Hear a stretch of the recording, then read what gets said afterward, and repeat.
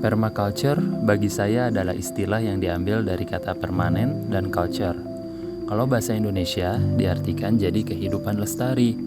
Kalau dalam Islam kita mengenalnya dengan istilah sunnatullah, yaitu bagaimana cara Allah mengatur sesuatu. Sunnatullah yang bisa kita temukan pada kehidupan sehari-hari adalah terbitnya matahari pagi, air hujan yang turun dari langit, daun-daun yang berguguran, dan lain sebagainya. Kejadian sehari-hari dari sunnatullah tersebut dapat kita manfaatkan untuk panen. Contohnya, cahaya matahari bisa kita manfaatkan untuk proses fotosintesis tanaman-tanaman yang kita pelihara, sehingga menghasilkan sayur mayur dan buah-buahan segar.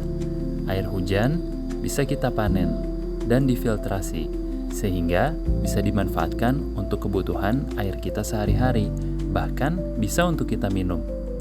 Daun-daun yang berguguran bisa kita gunakan untuk membuat kompos, yang pada akhirnya bisa jadi pupuk untuk tanah agar sehat dan menghasilkan pangan untuk kita dan juga ternak kita. Kita, manusia itu dibuat dari tanah. Kalau kalian sadar, kebutuhan sehari-hari kita seperti sandang, pangan, dan papan, semua bersumber dari tanah yang sehat, yang menghasilkan tanaman dan jadi sayuran, sumber kebutuhan serat kita. Sebagian lagi dimakan oleh ternak dan jadi daging lauk, sumber kebutuhan protein kita sehari-hari.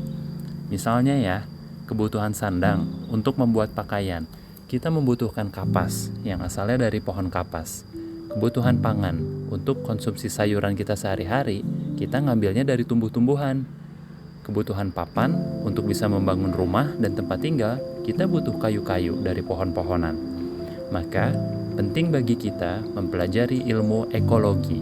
Ekologi diambil dari kata oikos logos, artinya science of household, yaitu ilmu kehidupan di rumah. Kalau kita sudah mempelajari ekologi dengan baik, maka berdampak pada ekonomi yang baik. Ekonomi diambil dari kata oikos nomos, management of household, yaitu manajemen kehidupan di rumah. Dengan begitu, kita jadi tahu bahan-bahan apa yang bisa dirajut menjadi sandang, apa yang bisa diolah jadi kebutuhan pangan harian dan obat-obatan, apa yang bisa dibentuk menjadi papan, kebutuhan tempat tinggal kita. Hal tersebut menciptakan lingkungan tempat tinggal yang peduli terhadap bumi, peduli terhadap sesama makhluk, dan berbagi adil. Dengan begitu, kehidupan kita akan jauh dari sifat greed dan competition, melainkan kehidupan kita menjadi penuh generosity dan collaboration. Itu adalah tugas kita sebagai khalifah di bumi ini.